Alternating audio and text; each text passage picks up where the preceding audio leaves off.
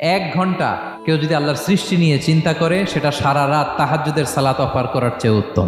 আমরা অনেকে মনে করি শুধু তাসবিহ পড়াই ইবাদত, শুধু কোরআন তেলাওয়াতই মনে হয় ইবাদত, শুধু কিয়ামুল লাইল করা ইবাদত। কিন্তু বিশ্বনবীর সাহাবী, যিনি ইসলাম আমাদের চেয়ে ঢের বেশি বুঝেছেন, তিনি বলেন আল্লাহর এই সৃষ্টি শৈলী, এই সৃষ্টি নৈপুণ্য নিয়ে 1 ঘন্টা চিন্তা করা, ক্রিটিক্যাল থিঙ্কিং করা, সারা রাত নফল তাহাজ্জুদের চেয়েও সেরা। সূরা আলে ইমরানের 190 নম্বর আয়াতে আল্লাহ তাআলা বলেছেন, যারা আকাশ বাতাস পৃথিবী সৃষ্টি নিয়ে চিন্তা করে এবং সর্ব অবস্থায় আল্লাহ তাআলার জিকির করে এবং তারা তাফাক্কুর করে, ক্রিটিক্যাল থিঙ্কিং করে এবং তারা বলে মা খালাকতা হাযা বাতিলা, হে আল্লাহ তুমি অনর্থক কিছু সৃষ্টি করো নাই।